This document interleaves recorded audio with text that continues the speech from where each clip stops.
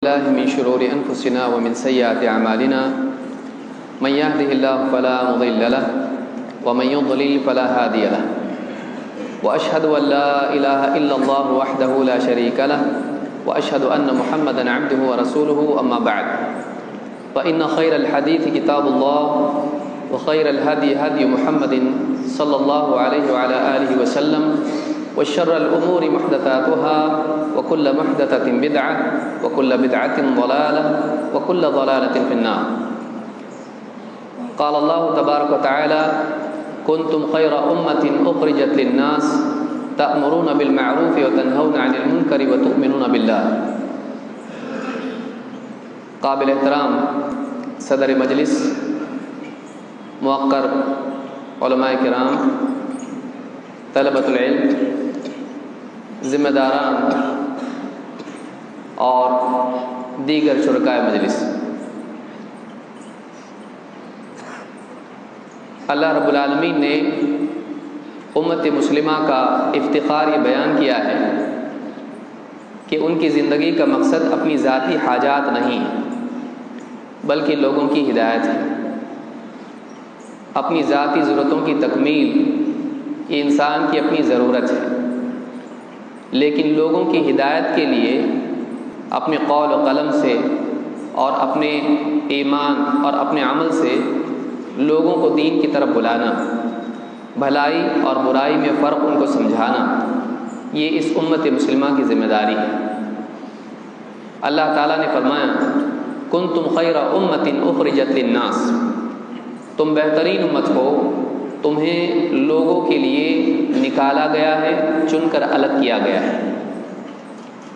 تأمرون بالمعروف، تم لوگوں کو بھلائی کی تاکید کرتے ہو، وتنہون عن المنکر، اور برائیوں سے روکتے ہو، وتؤمنون باللہ، اور اللہ پر ایمان رکھتے ہو. یہ اس امت کا شرف بھی ہے اور ذمہ داری بھی، اور شرف حاصل ہوتا ہے ذمہ داری کے پورا کرنے سے. اس ذمہ داری کے پورا کرنے میں امت مسلمہ کا اعتقاد اور اعتماد، امت مسلمہ کا توکل اللہ رب العالمین پر ہے. اسباب کی قلت اس ذمہ داری کے پورا کرنے میں مانع ثابت ہو، اللہ رب العالمین نے اس اعتبار سے نصیحت کی، کہا وَتُؤْمِنُونَ بِاللَّهِ، کہ ان کا ایمان اللہ پر ہے، تمہارا ایمان اللہ پر ہے. اللہ تعالیٰ نے قرآن کریم میں نبی اکرم صلی اللہ علیہ وسلم سے خطاب کرتے ہوئے بھی اسی طرف اشارہ کیا ہے. یا ایھا الرسول بلغ ما انزل الیک من ربک وان لم تفعل فما بلغت رسالتہ واللہ یعصمک من الناس. اے رسول، آپ کے رب کی جانب سے جو آپ کے پاس نازل ہوا ہے آپ اسے پہنچا دیجیے. اگر آپ نے ایسا نہیں کیا تو آپ نے رسالت کا حق ادا نہیں کیا، ذمہ داری پوری نہیں کی. واللہ یعصمک من الناس، اور اللہ تعالیٰ آپ کو لوگوں سے بچائے گا. اگر آپ دعوت دو گے اور اس دعوت میں آپ کے مخالفین آپ کو ضرر پہنچانے کی کوشش کریں گے، اللہ رب العالمین اس بات کی ضمانت لیتا ہے کہ وہ آپ کو محفوظ رکھے گا. دعوت خود حفاظت کے وسائل میں سے ہے. اللہ رب العالمین نے نبی اکرم صلی اللہ علیہ وسلم کی حفاظت کا خود ذمہ لیا ہے. اسی طرح سے امت مسلمہ کے لیے بھی کہا وَتُؤْمِنُونَ بِاللَّهِ، تمہارا ایمان اللہ پر ہے. اللہ پر ایمان انسان کو توکل والا بناتا ہے. لہٰذا ایک داعی جو اللہ کے دین کا اور دین کے علم کا حامل ہے، وہ اسباب پر اعتماد نہیں کرتا ہے، وہ اللہ پر اعتماد کرتا ہے. اسباب اللہ کے محتاج ہیں، اللہ رب العالمین اسباب اور وسائل کا محتاج نہیں ہے. موسیٰ علیہ السلام کو اللہ رب العالمین نے ذمہ داری دی تو انہوں نے اللہ رب العالمین سے صلاحیتیں اور فرد مانگا جو تعاون کے لیے ضروری تھی. قال رب اشرح لی صدری ویسر لی امری واحلل عقدۃ من لسانی یفقهوا قولی واجعل لی وزیرا من اہل ہارون اخی. اپنے لیے صلاحیت مانگی، زبان کی گرہ کھول دے، اور قلبی سطح پر انشراح قلب اللہ سے مانگا.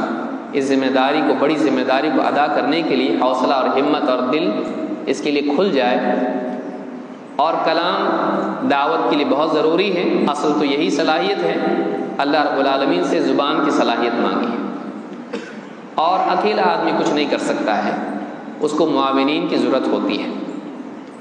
اس لیے اپنے لیے اپنا قابل اعتماد بھائی ہارون علیہ السلام کو اپنے ساتھ اس کار خیر میں شریک کرنے کا اللہ رب العالمین سے مطالبہ کیا ہے۔ اللہ نے یہ سب کچھ دے دیا۔ قال اوتیت سؤلک یا موسیٰ، اے موسیٰ تم نے جو کچھ مانگا ہے تم کو دے دیا گیا۔ معلوم یہ ہوا کہ انسان جب ذمہ داری قبول کرتا ہے تو اللہ رب العالمین کی طرف سے اس کی مدد ہوتی ہے۔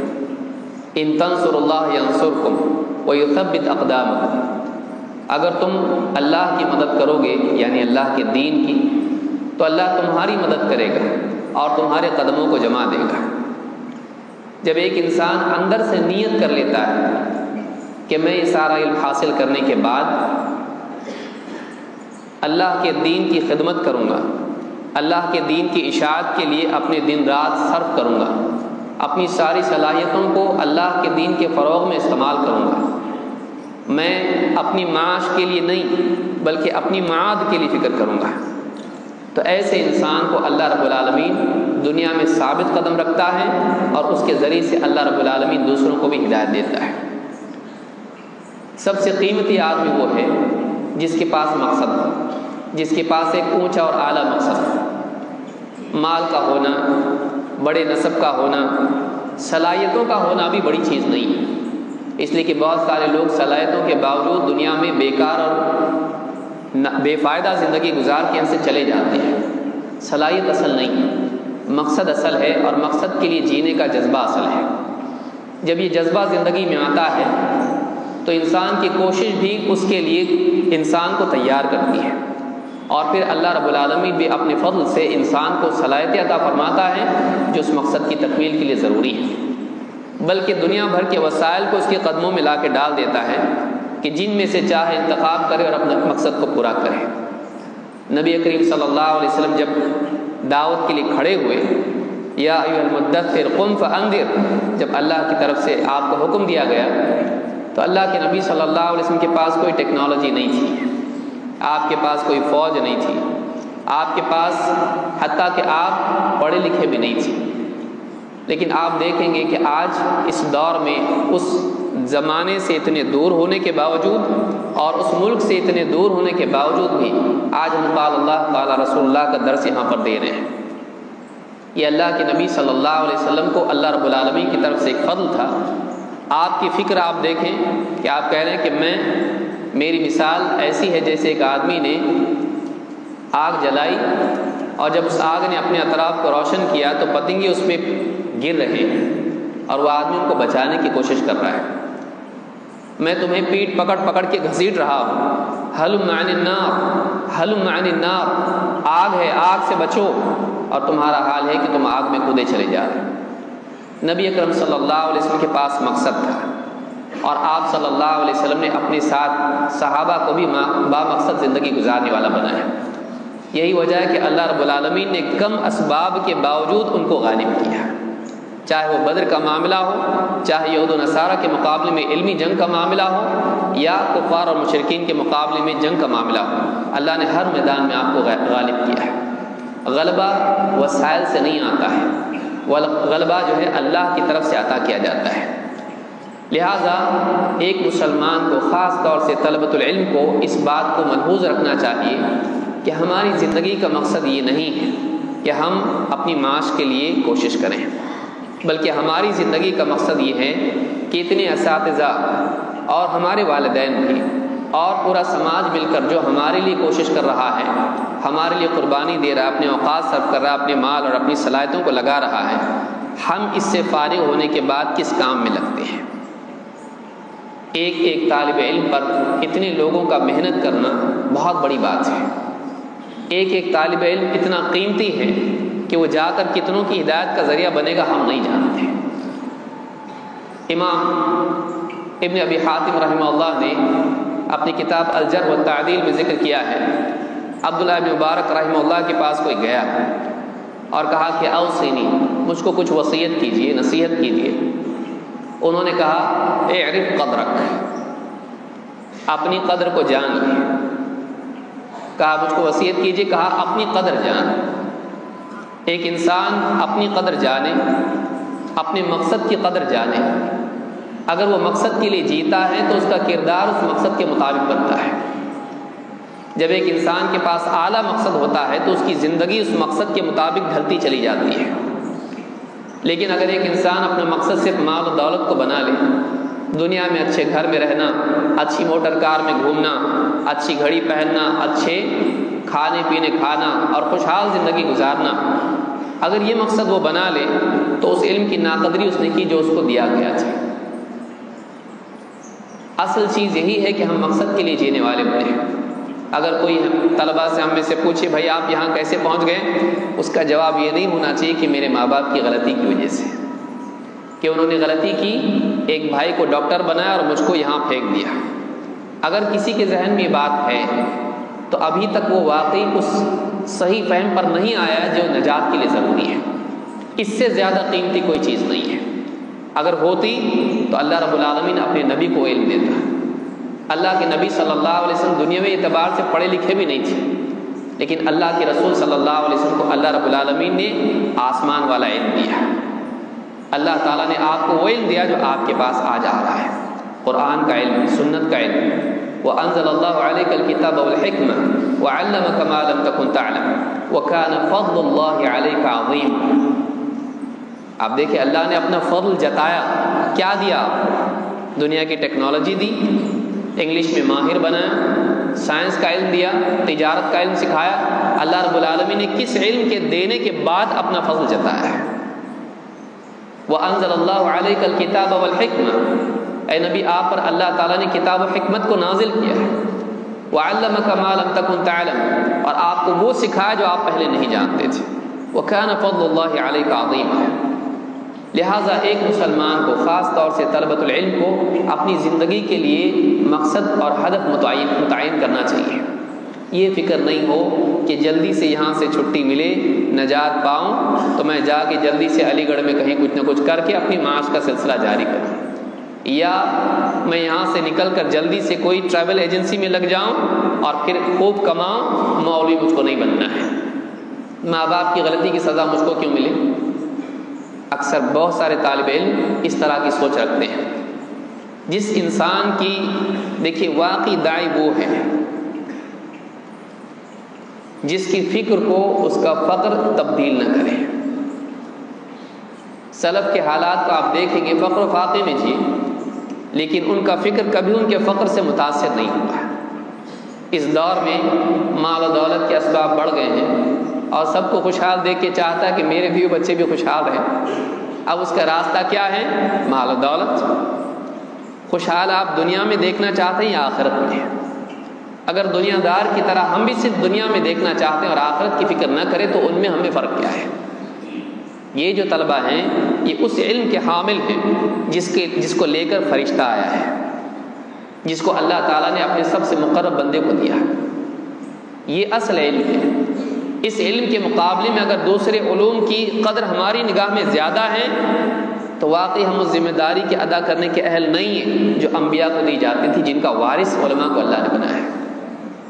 لہٰذا یاد رکھیں یہ بہت ہی بڑا دور ہے، دو اعتبار سے بہت اہم دور ہے۔ اس دور میں فتنے بہت بڑھ گئے ہیں، بہت ساری معاملات میں امت گرفتار ہے، بہت سارے مسائل اور چیلنجز ہمارے سامنے ہیں، بلکہ ایک دن کے بعد دوسرا دن، ہر نیا دن کچھ نہ کچھ مصیبت لے کر آ رہا ہے امت مسلمہ کے لیے، چاہے یہ ملک ہو یا عالمی سطح پر۔ اور دوسری یہ کہ اللہ رب العالمین نے ہمارے نقص کہیں یا ہماری کمی کو کوتاہی کہیں یا ذمہ داری کی عظمت کو اللہ رب العالمین جانتا ہے، اللہ نے بہت سے وسائل بھی ہمارے لیے آسان کر دیے ہیں، پیدا کر دیے ہیں۔ لہٰذا اس دور میں ان جدید وسائل کے استعمال کے ذریعے اور اللہ کی دی ہوئی صلاحیت اور توفیق کو آدمی کو استعمال کرتے ہوئے ایک داعی کو، ایک طالب علم کو چاہیے کہ اپنی زندگی کے لیے مقصد متعین کرے کہ میں حق کے فروغ کے لیے جیوں گا، چاہے اس کے لیے مجھ کو تکلیف ہی کیوں نہ ہو۔ میں اپنے قول سے اپنے عمل سے اللہ کے دین کی اشاعت کے لیے جیوں گا، چاہے وہ تدریس کے اعتبار سے ہو، چاہے وہ تبلیغ کے اعتبار سے ہو، یا کسی بھی اعتبار سے ہو۔ یہ اصل مقصد زندگی کا ہے۔ اس سے بڑا کوئی مقصد ہوتا تو اللہ رب العالمین محمد رسول اللہ صلی اللہ علیہ وسلم کو دیتا۔ یہ سب سے بڑا مقصد ہے، لہٰذا اس کے لیے جینا کامیابی ہے۔ کامیابی اس کا نتیجہ کہنا ٹھیک نہیں ہوگا، یہ فی ذاتی ہی کامیابی ہے، اور اس کا انعام بہت بڑا ہے کہ ہر وہ آدمی جو آپ کی بات کو مانے گا، آپ کے نامہ اعمال میں اس کا عمل ہوگا، اس کی کامیابی میں، اس کی نجات میں، اس کی فلاح میں آپ کا حصہ ہوگا۔ اس سے بڑھ کے کیا ہے؟ اس دن جب سب لوگ برہنہ ہوں گے، پہننے کے لیے لباس نہیں ہوگا۔ اس دن جب لوگوں سے حساب لیا جائے گا اور نامہ اعمال لوگوں کے ہاتھ میں دیے جائیں گے، ایک آدمی کے نامہ اعمال میں ہزاروں لوگوں کی نیکیاں ہوں، کتنی بڑی بات ہے۔ اس سے زیادہ کیا بڑی کامیابی ہو سکتی ہے؟ لہٰذا پہلی چیز یاد رکھیں کہ کبھی بھی دنیا داروں کو دنیوی اعتبار سے ایجوکیشن میں، ٹیکنالوجی میں یا دنیوی ترقی میں آگے جانے والوں کو کبھی بھی دین کا طالب علم حسرت کی نگاہ سے نہ دیکھیں۔ اس نے اس علم کی ناقدری کی جو اللہ نے اس کو دیا ہے، یہ اس سے بڑھ کر ہے۔ وہ خیر مما یجمعون، اللہ تعالیٰ نے قرآن کے علم کے بارے میں کہا لوگ جس کو جمع کر رہے ہیں اس سے بہتر ہے یہ اللہ کی بات۔ ومن اصدق من اللہ قیلا، اللہ سے بڑھ کے سچی بات کس کی ہو سکتی ہے؟ لہٰذا ہمیشہ یاد رکھیں یہ اصل مقصد ہے۔ یہ لوگ سب سے قیمتی لوگ ہیں جو اللہ کے دین کا علم حاصل کریں اور دنیا کے لیے دعوت کی فکر کریں، لوگوں تک دین پہنچانے کی فکر کریں۔ کنتم خیر امۃ اخرجت للناس، تم بہترین امت ہو، تم بہترین لوگ ہو جنہیں لوگوں کے لیے نکالا گیا ہے، چن کر ان کو الگ کیا ہے۔ واجتباک، اللہ نے تم کو چنا ہے، لیکن تمہارا وجود تمہاری اپنی ذات کے لیے نہیں ہے۔ میں کھا پی کے خوش رہوں، اچھا کماؤں، اچھا میرا گھر رہے، اپنی ذات کے لیے نہیں۔ اخرجت للناس، تم لوگوں کے لیے چنے گئے ہو۔ تمہاری زندگی کا مقصد سارے عالم کی ہدایت ہے، لوگوں کو نفع تم پہنچاتے ہو۔ کوئی کھلا رہا ہے، کوئی ٹیکنالوجی میں آگے بڑھا رہا ہے، کوئی لوگوں کے لیے وسائل دنیوی اعتبار سے سہولیات پیدا کر رہا ہے، ہر آدمی کچھ نہ کچھ کر رہا ہے، لیکن تم سب سے بڑا کام کر رہے ہو۔ تأمرون بالمعروف وتنہون عن المنکر، لوگوں کو معلوم نہیں ہے کہ معروف کیا اور منکر کیا ہے، خیر کیا ہے اور شر کیا ہے، انسان اپنی عقل سے معلوم نہیں کر سکتا ہے۔ لہٰذا تجربات کر کر کے لوگ نتیجے پر پہنچ رہے ہیں کہ جس کو ہم نے اچھا سمجھا وہ برا نکلا، جس کو ہم برا سمجھتے تھے وہ اچھا ہے۔ یہ امت پہلے سے جانتی ہے کہ واقعی خیر کس میں ہے اور شر کس میں ہے۔ اسی لیے آپ دیکھیں گے کہ ملکوں کے قوانین بدل رہے ہیں۔ کوئی ملک ہتھیار، اب جا کے احساس ہو رہا ہے نہیں، ہم سوچیں گے، ہتھیار کا قانون بدلیں گے۔ کیوں؟ پہلے معلوم نہیں تھا یہ مصیبت آ سکتی ہے، اب معلوم پڑ گیا کہ یہ مصیبت ہے۔ انسان قانون بناتا ہے اور بعد میں جا کے اس کے تجربات بتاتے ہیں کہ ہم نے جس کو صحیح سمجھا واقعی صحیح نہیں تھا، یا وہ پورا سچ نہیں تھا۔ تجربات، اس امت کو تجربات کی ضرورت نہیں ہے۔ اس امت کو علم دینے والا وہ ہے جو ماضی، حال اور مستقبل، ظاہر اور باطن سب کو جانتا ہے، جو حال کو بھی جانتا ہے اور معال کو بھی جانتا ہے۔ اس اللہ نے یہ دین دیا ہے۔ ہم کو تحقیق کر کے نتیجے پہ پہنچنے اور تجربات سے سیکھنے کی ضرورت نہیں ہے، وہ اضافی چیز ہے۔ اصل علم ہمارے پاس ہے خیر و شر کا، یہ علم عام کرنا اس امت کی ذمہ داری ہے۔ اب ہم کو یہ سوچنا ہے کہ لوگوں کو کیسے بتائیں۔ یہ بھوکے کو کھانا کھلانے سے زیادہ بڑی چیز ہے کہ اس کو زندگی کا مقصد معلوم ہو، اس مقصد کو اپنی منزل تک پہنچنے کے لیے راستہ کون سا ہے اس کو معلوم ہو، زندگی گزارنے کا بہترین صحیح طریقہ کیا ہے معلوم ہو۔ کتنے لوگ بڑھاپے کو پہنچنے کے بعد جب اولاد ان کو بوڑھا گھر میں ڈالتی تب سوچتے میں نے کیا کیا اپنی زندگی میں۔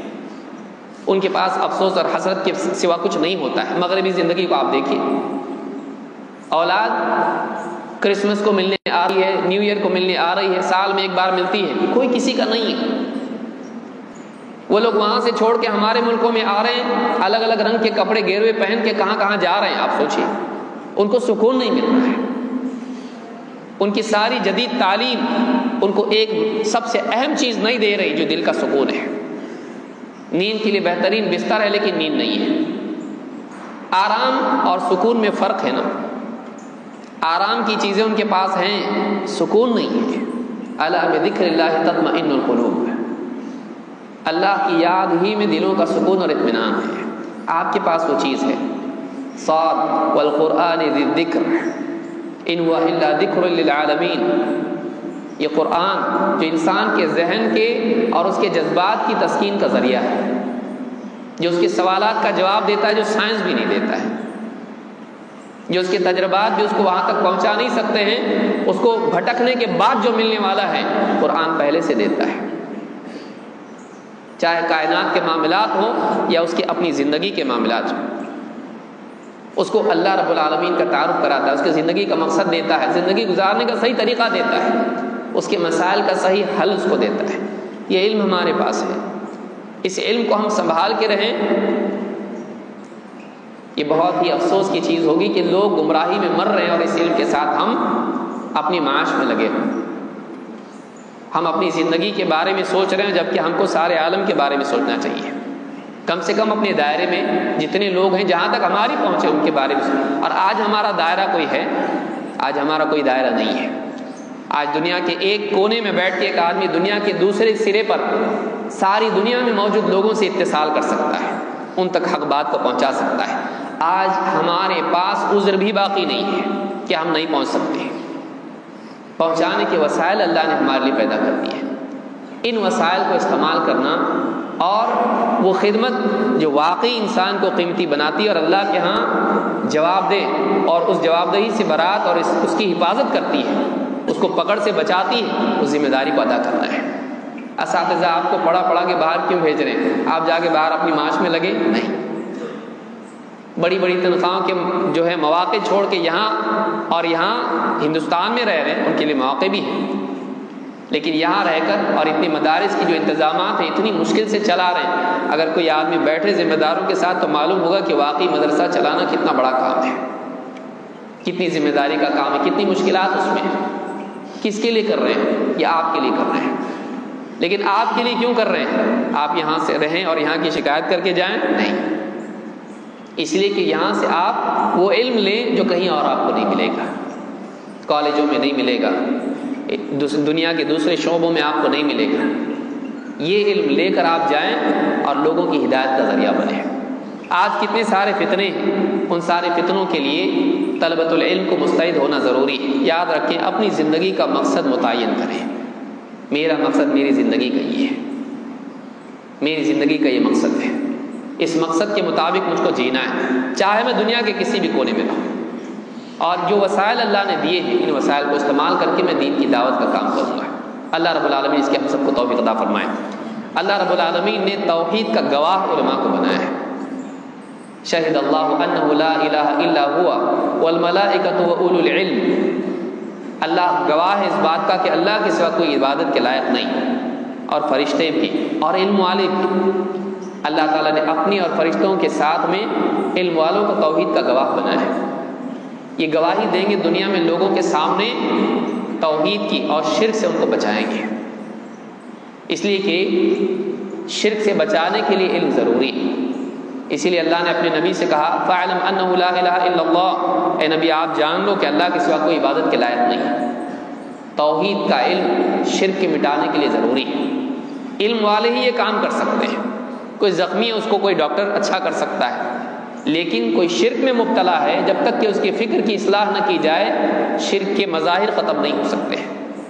لہٰذا دلائل کے ساتھ میں لوگوں کو شرک کے خلاف وضاحت کرنا اور توحید سمجھانا یہ علم والوں کا کام ہے، کوئی اور نہیں کر سکتا ہے۔ اللہ تعالیٰ نے علم والوں کو اپنے لیے اپنی توحید کا گواہ بنایا زمین میں، یہ علماء کا شرف ہے۔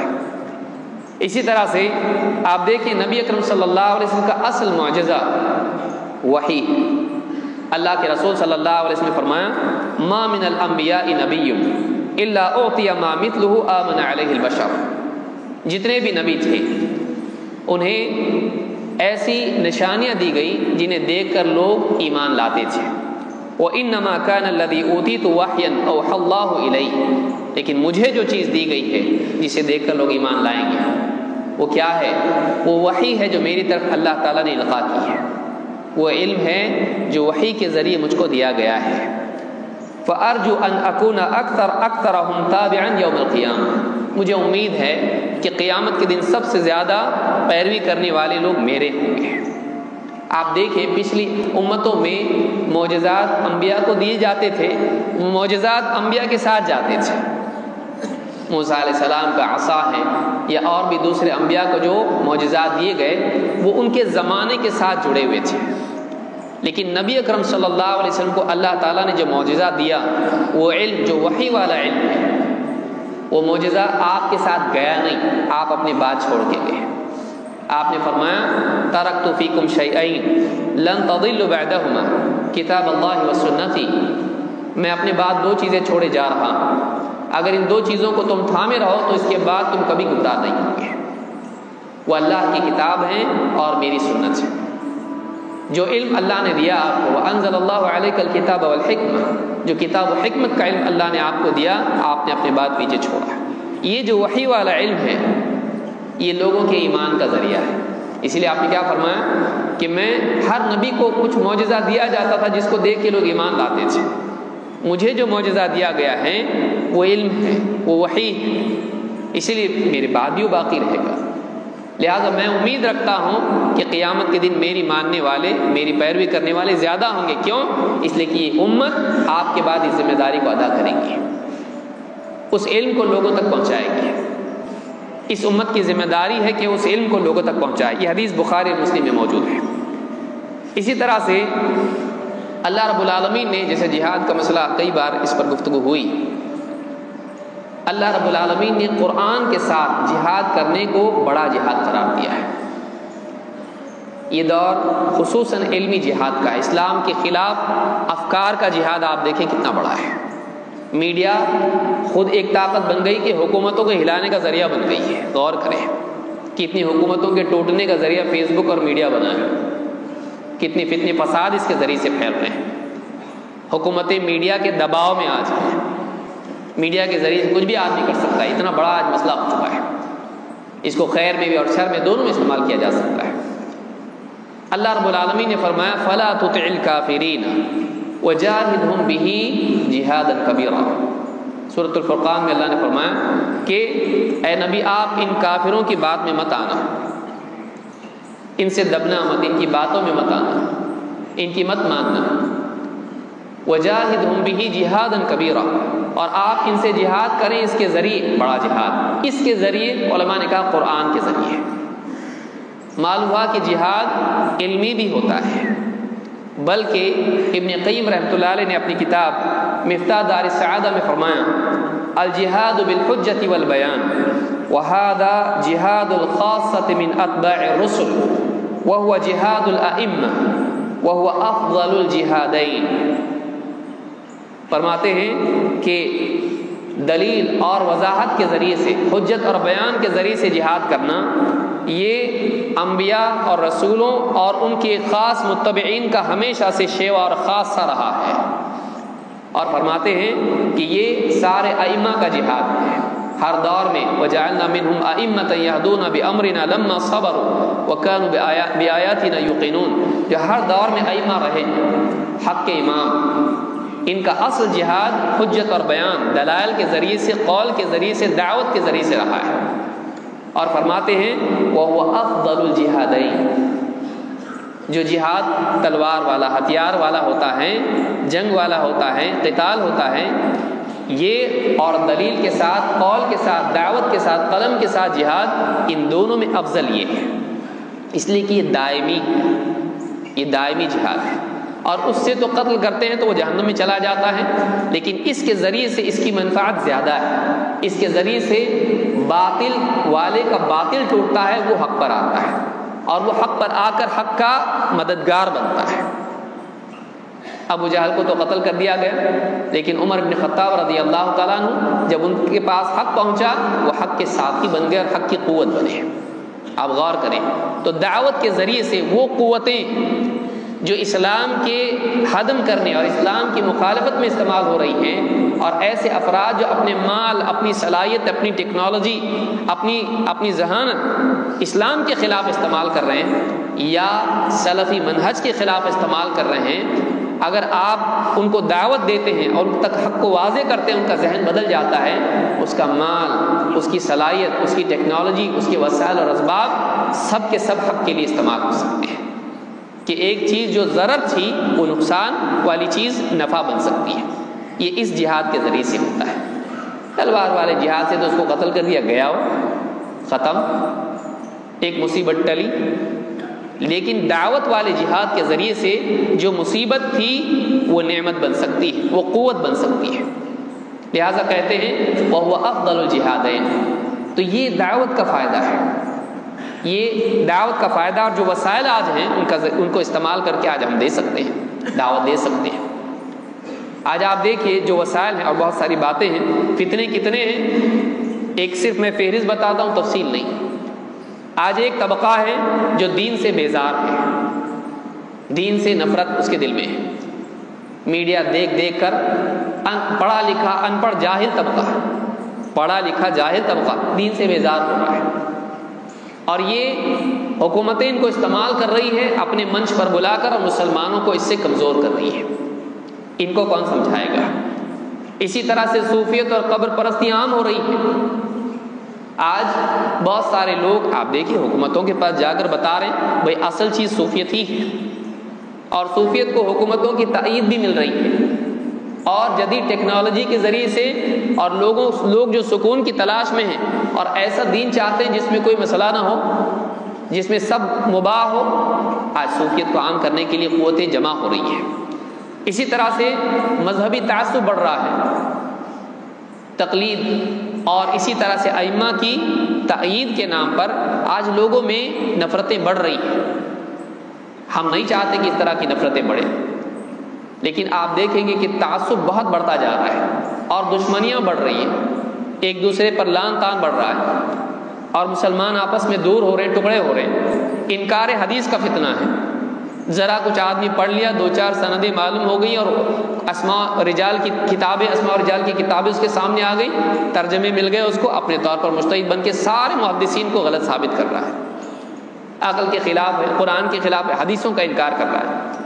اسی طرح سے اور بہت سارے مفکرین بیٹھ کر پڑوس کے ملکوں میں بیٹھ کے باتیں ایسے انداز میں بیان کر رہے ہیں، انداز سے متاثر ہو کر ان کی خرافات کو بھی لوگ تسلیم کر رہے ہیں، اس لیے کہ لوگ اتنے سمجھدار نہیں ہوتے، بولنے والے کا انداز بڑا اچھا ہے، دیکھو کیسا بغیر غصے میں آئے بولتا ہے، مولوی صاحب تو غصے میں آ رہے ہیں، یہ نہیں دیکھ رہا کہ غیرت مند ہے اس لیے غصہ آ رہا ہے، بے غیرت ہے، یہ حدیث پر حدیث کا انکار کر رہا ہے، اور ذرا بھی اس کی پیشانی پر بل نہیں ہے، اس کے انداز کو دیکھ کر لوگ متاثر ہو رہے ہیں، اس کو میڈیا مل گئی ہے۔ اسی طرح سے جسے آپ نے سنا اخوانیت ہے، دہشت گردی ہے، یا اسی طرح سے یعنی خارجیت ہے، یہ فتنہ عام ہو رہا ہے، عالمی حالات بگڑ رہے ہیں، سیاسی مسائل بگڑ رہے ہیں، اور مسلمانوں کے لیے مسائل عالمی سطح پر پیدا ہو رہے ہیں، لہٰذا میڈیا میں بار بار اس کو دیکھ کر لوگوں کے ذہن، نوجوانوں کے ذہن خراب ہو رہے ہیں، ہم کو کچھ کرنا چاہیے، یہ نہیں معلوم کیا کرنا چاہیے، لیکن جوانی کا جوش دکھائے، جہاں لے جائے وہ کرنا چاہیے، برائی کا جواب برائی سے، یہ نہیں سوچ رہا ہے کہ واقعی اس کا جواب دینا ہمارے لیے اور زیادہ مضر ہو سکتا ہے، اس کو سمجھانے والا کوئی نہیں، اس کے دل میں ڈالا جا رہا ہے۔ علماء بکے ہوئے ہیں، علماء بزدل ہیں، علماء دنیا کا ان کو کیا معلوم، وہ تو حیض اور نفاس کے مسائل جانتے ہیں، علماء سے بدزن کیا جا رہا ہے۔ جب علماء سے ایک بار اس کو کاٹ دیا جائے تو آپ بتائیے اس کا حشر کیا ہوگا؟ دین کے مسائل حل کرے گا بغیر علم کے، کی محبت کے نام پر کبھی بعض حق واقعات جو علماء نے چھپا رکھے ہیں کتابوں میں ان کو لوگوں میں بیان کر کے، یہی کہہ رہے ہیں نا کہ بھائی میں وہ باتیں بیان کر رہا ہوں جو علماء نہیں بتاتے ہیں، یہ نہیں جانتا ہے کہ نبی اکرم صلی اللہ علیہ وسلم نے بھی صحابی سے کہا تھا لا تبشروا فیتکلوا، اگر نیکیوں پر تکیہ کر لینا، کسی ایک نیکی پر تکیہ کر کے عمل میں کمزور ہونا، اگر یہ کسی بات کو لوگوں میں عام عوام میں بیان نہ کرنے کا سبب بن سکتا ہے، اسے لوگ قادیانی ہو رہے ہیں، شولہ پور میں ہو گئے، اور کتنے ہزار جو ہیں آپ دیکھیے، کچھ بعض علاقوں میں قادیان واپس سے پھیل رہی، بعض علاقوں کے اندر اخبار میں بھی آیا تھا یہ۔ اسی طرح سے آپ دیکھیں گے کہ عقلانیت اور سائنس پرستی عام ہو رہی ہے، بعض بولنے والوں کی وجہ سے ہر آدمی کے ذہن بیٹھا ہر چیز سائنس کے مطابق ہونا چاہیے، اب حدیثیں بعض دکھائی دے رہی کہ سائنس کے مطابق نہیں ہے، حالانکہ سائنس ترقی ابھی پوری نہیں کیا ہے، حدیث تک پہنچنے کے لیے ٹائم ہے اس کو، لیکن سائنس کی بنیاد کے اوپر حدیثوں کا انکار، قرآن کی آیات کا انکار تو نہیں کر سکتا ہے۔ تأویل، ایسی تأویل جو سائنس کے مطابق ہو، چاہے کتنی ہی دور کی تأویل کیوں نہ ہو، چاہے وہ تحریف کیوں نہ بن جائے، ایسا طبقہ دعوت کے نام پر آگے آ رہا ہے۔ دین کا کیا کرے گا ایسا طبقہ؟ اور آپ دیکھیں گے الحاد اور ارتداد ہو رہا ہے، کئی لوگ مرتد بھی ہو رہے ہیں، اور سیاسی طاقتیں ان کو استعمال کر رہی ہیں مسلمانوں کا مورال توڑنے کے لیے، ان کا حوصلہ توڑنے کے لیے۔ وہ ایسی بات یہ بھی چلتا ہے اسلام میں، یہ بھی چلتا ہے، تو ایسا نام اسلام کے نام پر بیان کر رہے ہیں۔ کچھ لوگ اسلام کے خلاف بول رہے ہیں۔ عورت کے بارے میں اسلام میں یہ مسئلہ ہے، جائیداد میں حصہ نہیں ہے، پردے کا مسئلہ ہے، فلاں مسئلہ ہے، عورت کے مسئلے کو لے کر، یا اس طرح کے مدارس کے بارے میں بات ہو رہی ہے کہ مدرسے دہشت گردی کا مسکن ہے، یہاں سے دہشت گردی پھیل رہی، ٹی وی وغیرہ پر بھی باتیں آ رہی ہیں، لوگوں کو بدزن کیا جا رہا ہے اسلام سے، اسلام کی تعلیم سے، اسلام کے حاملین سے۔ اور اس میں بعض ایسے لوگ بھی شریک ہیں جو نام کے مسلمان ہیں، جن کو اسلام سے کوئی لینا دینا نہیں ہے۔ یہ ایک بڑا فتنہ ہے۔ اسی طرح سے آپ دیکھیں بعض لوگ اسلام کی تجدید کرنے کا مشن لے کر اٹھ رہے ہیں۔ اسلام میں دور کے ساتھ اسلام کو چلنا چاہیے، فلم سٹار کو بلا لیا اور بٹھا دیا، اینکر نے اس کے ساتھ بات کر لی، علماء کو چپ بٹھا دیا کونے میں، اور وہ بول رہا ہے دیکھ بھائی اسلام دور جدید کے ساتھ چلنا چاہیے، اسلام کو بھی سب بدل رہا ہے، اسلام کو بھی بدلنا چاہیے، عورتوں کے قانون اسلام کے بدلنے چاہیے، فلاں مسئلے بدلنا چاہیے، یہ مسئلہ بدلنا چاہیے، کچھ چیزیں حلال بھی کرنی چاہیے، حرام نہیں رہنی چاہیے، میوزک بھی حلال ہونا چاہیے، اور آپس کے نکاح بھی، اور اس کو نکاح بھی کرنا کتنا صحیح ہے کہ مسلمان اور غیر مسلم کے نکاح عام ہو رہے ہیں۔ آج اخبارات میں آپ دیکھیے آپ کو ملے گا، بعض نوٹس بورڈ پہ آپ کو بہت سارے لوگ بھیج رہے ہیں، مسلمان لڑکی ہے، غیر مسلم لڑکا ہے، نکاح ایسے ہو رہے ہیں۔ اس کو غلط نہیں سمجھ رہے ہیں، اس کو کوئی غلط نہیں سمجھا، کیونکہ جدید تعلیم میں جا کے بچے پڑھ رہے ہیں، سب چلتا ہے۔ میں مسلمان ہوں، میرا شوہر فلاں ہے، کرسچن ہے یا فلاں ہے، اور بچوں کا کیا حال ہے، بچوں کو ان کے حال پہ چھوڑیں گے، جس کو چاہے چنیں۔ یہ ذہن بن رہا ہے لوگوں کا کالج کی تعلیم کے ذریعے سے، آزادی، آزاد مزاجی، اپنے دل کا اسلام۔ اور ہم کیا کر رہے ہیں؟ ہم کو کیا کرنا ہے؟ ہم سوچ رہے ہیں یہاں سے فراغت کے بعد مجھ کو جانا ہے علی گڑھ یا JNU میں جاؤں گا۔ میں سب کے بارے میں نہیں کہہ رہا ہوں، بہت ہی معذرت کے ساتھ، لیکن بعض لوگوں کا ذہن یہ ہوتا بھی ہے۔ علی گڑھ جانا غلط نہیں ہے، علی گڑھ جا کے اپنا مقصد چھوڑنا غلط ہے۔ ہمارا مقصد یہاں یہ ہونا چاہیے کہ ہم اپنی زندگی کو امت کے لیے جو فتنے آ رہے ہیں، مسلمانوں کے لیے، دعوت کے لیے، حق کے لیے، اسلام کے لیے جو فتنے آ رہے ہیں، جو اس کی دیواروں سے ٹکرا رہے ہیں، ہم ان فتنوں سے دین کا دفاع کریں گے، ہمارے منہج کا دفاع کریں گے، ہم اپنی زندگی کو اس میں لگائیں گے۔ یہ مقصد اگر ہمارا ہے تو واقعی اللہ کے ہاں ہم قیمتی ہیں، نہیں تو پھر بہاؤ میں بہہ جائیں گے۔ پھر کتنے ایسے ہیں جن کو پہچاننا بھی مشکل ہو جاتا ہے کہ بھائی یہ کون ہے، اس کا تعارف کراتے وقت اس کا سر جھکا ہوتا ہے، وہ دنیا میں ایسا لگ گیا کہ سب چھوڑ دیا، پھر اس کو کوئی حدیث بھی مشکل سے یاد آتی ہے۔ آپ دیکھیے اتنی محنت اس کے اوپر کی گئی، 8-8 10-10 سال 20-20 سال بھی بعض محنتیں ہوئی ہیں، اس کے بعد اگر وہ امت کے لیے فائدے کی بجائے نقصان بنے، کتنی شرم کی بات ہے کہ لوگ کہیں دیکھو اس کا حال دیکھو، کیا فائدہ مدرسے جا کر، نہیں بھیجنا ہم اس کو اپنے بچوں کو مدرسے۔ اگر ایک آدمی بھی ایسا بنتا ہے، اگر قابیل بغیر نیت کے قتل کرتا ہے، اسوہ بننے کی نیت اس کی نہیں تھی، لیکن اس نے قتل کیا، اس نے شروعات کی، اور اس کو دیکھ کر لوگ قتل کرتے ہیں، سارا وبال اس پر آتا ہے۔ تو آپ سوچئے ایک آدمی غلط کام کرتا ہے اور مدارس سے، علماء سے لوگوں کو متنفر کرنے کا ذریعہ بنتا ہے، کتنا بڑا وبال ہے، چاہے اس کی نیت ہو یا نہ ہو۔ دعوت تو دے نہیں رہا ہے، لیکن اس کی زندگی اگر غلط ہوتی ہے، لوگوں کو دین سے، دعوت سے، علم سے، مدارس سے، علماء سے متنفر کرتا ہے، کتنا بڑا نقصان ہے۔ لہٰذا طلبۃ العلم کو خاص طور سے، چونکہ زیادہ مجمع وہی ہے، اور میں اپنے کو اس کا اہل نہیں سمجھتا ہوں کہ واقعی نصیحت کروں، لیکن یہ چیزیں ہم میدان میں دیکھ رہے ہیں، آپ اس میدان میں آنے والے ہیں، ہم ٹوٹا پھوٹا جیسا بھی ہم سے ہو رہا ہے ہم کر رہے ہیں، آپ کے آنے کا ہم لوگ انتظار کر رہے ہیں کہ اصل اس علم کے حاملین جب میدان میں آئیں گے تو واقعی آنے کے بعد یہ صحیح ڈھنگ سے کام کر پائیں گے۔ آپ کے لیے بہت ہی بڑی نعمت ہے کہ آپ اس بڑے مدرسے میں ہیں، یہ ہمارے ملک کی شان ہے مدرسہ، یہ سر کا تاج ہے ہمارے سلفیت کا، یہاں آنا خود ایک شرف کی چیز ہے۔ یہاں اساتذہ آپ کو پڑھا کے باہر بھیج رہے ہیں، آپ سوچیں کہ اپنا خون، اپنے جگر کا خون آپ کو دے رہے ہیں. ان کے حالات آپ دیکھیں گے زندگی کے سب کے جو بھی سب ذمہ داران سے مل کے سب اساتذہ سب لوگ کتنی قربانیوں سے اس مدرسے کو چلا رہے ہیں. آپ کو چاہیے کہ آپ اس کی قدر کریں. اللہ رب العالمین ہم سب کو اس کی قدر کرنے کی توفیق عطا فرمائے اور تعاون کی بھی توفیق عطا فرمائے. لہٰذا میں ٹیکنالوجی آپ سبھی جان رہے ہیں، آج تو کوئی بتانے کی ضرورت نہیں کہ کیا ٹیکنالوجی اویلیبل ہے، لیکن یہ احساس اگر ہوگا تو ٹیکنالوجی خود ہی ڈھونڈ لے گا آدمی. اگر احساس نہیں ہوگا تو سر پہ ٹیکنالوجی ہوگی، ہاتھ میں ہوگی، لیکن کام کچھ نہیں کرے گا. کسی آدمی کو اگر منزل پر پہنچنے کا شدت سے احساس ہو تو اگر اس کو گاڑی نہیں ملے گی پیدل جائے گا، لیکن اگر جانا ہی نہیں ہو تو گاڑی آ کے کھڑی رہے گی اور سامنے سے چلی جائے گی، آدمی بیٹھا رہے گا. اگر پہنچنے کی دل میں تڑپ اور طلب ہو تو آدمی وسائل کی قلت کے باوجود پہنچنے کی کوشش کرتا ہے. لہٰذا آج جو وسائل اللہ نے پیدا کیے ہیں دعوت کے لیے، یہ ہمارے لیے بہت بڑا موقع ہے. آپ جتنا چاہیں ان وسائل کو استعمال کریں علم کے حاصل کرنے کے لیے، علم کی حفاظت کے لیے، علم کی اشاعت کے لیے. تینوں مرحلے ہیں. اسی لیے اللہ کے نبی صلی اللہ علیہ وسلم نے فرمایا نضر اللہ امرأ سمع منا حدیثا فحفظه حتى يبلغه غیرہ. اللہ تعالیٰ سرسبز و شاداب رکھے، تر و تازہ رکھے اس شخص کو جو ہم سے حدیث سنے، اسے محفوظ رکھے یہاں تک کہ دوسروں تک پہنچا دے. تو سماعت، حفاظت اور اشاعت، یہ تینوں جو مرحلے ہیں، ان تینوں میں آپ ٹیکنالوجی کو استعمال کر سکتے ہیں. آج دنیا میں جتنے علماء ہیں آپ لائیو ان کے دروس سن سکتے ہیں. آپ کے پاس جو علم ہے آپ اس کو اگلی نسل کے لیے محفوظ کر سکتے ہیں، اور آپ کے پاس جو علم ہے آپ اس کو لوگوں تک، دنیا کے کونے کونے تک عام کر سکتے ہیں. اتنے وسائل آج ہیں، لیکن اگر واقعی کام کرنے کا جذبہ ہے اور آدمی کرتا ہے تبھی جا کے ہوگا. جب تک کہ کھیتی باڑی کرے گا نہیں، کھیتی اگے گی نہیں.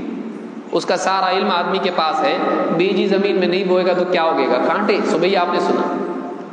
اگر کوشش کرے گا نتائج آئیں گے. صرف علم کا حاصل کرنا کافی نہیں ہے، اس علم کی قدر کرنا اور اس کے تقاضوں پر عمل کرنا ضروری ہے. آج دعوتی تقاضے بہت بڑھ گئے ہیں. اللہ رب العالمین اس کے سمجھنے کی ہم سب کو توفیق عطا فرمائے.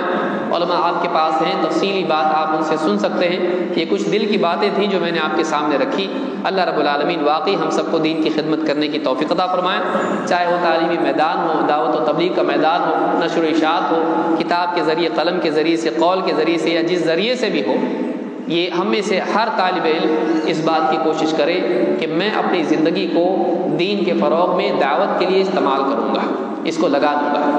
چاہے میرے پاس میری تنخواہ کم ہو، چاہے میرے بچے وہ کپڑے نہ پہن سکیں جو میرے بڑے بھائی یا چھوٹے بھائی کے پہنتے ہیں، چاہے میری بیوی کم میں گزارا کرے، اس کے پاس وہ زیورات نہ ہوں جو ہمارے خاندان میں پہنے جاتے ہیں. یہ کوئی چیز ہے جس کے لیے آدمی اپنی زندگی کو لگائے. کیا ہمارے کفن میں یہ چیزیں آنے والی ہیں؟ ان میں سے کوئی بھی چیز نہیں آئے گی. آدمی کا عمل اس کے ساتھ آئے گا، اور قیامت کے دن نام اعمال میں وہ نیکی آئیں گی جو اس کے تعلیم اور اس کی دعوت کے ذریعے سے اس کو ملی ہے. اصل چیز یہ ہے. جیسے تیسے یہاں سے نکل جانا ہے، آخرت میں جا کے جو بھی آرام، لذت، جو بھی مزہ ہے وہاں ہے. وفی ذلک فلیتنافس المتنافسون. ان چیزوں میں تنافس نہیں، یہ گھٹیا چیزیں ہیں. اگر یہ اس کی قیمت مچھر کے پر کے برابر بھی ہوتی ہے اللہ کے نزدیک، اللہ تعالیٰ کافر کو اس میں سے ایک گھونٹ پانی پینے نہیں دیتا. یہ مری ہوئی مردار بکری، سڑی ہوئی بکری کی طرح ہے. اس کے پیچھے ہم دوڑیں، اپنی قدر کو کم کرنا ہے. ہاں اپنی بقدر حاجت اس کے لیے کوشش کریں، لیکن مقصد ہمیشہ دعوت کو رکھیں. اللہ رب العالمین ہم سب کو اس کی توفیق عطا فرمائے. اقول هذا واستغفر الله لي ولكم.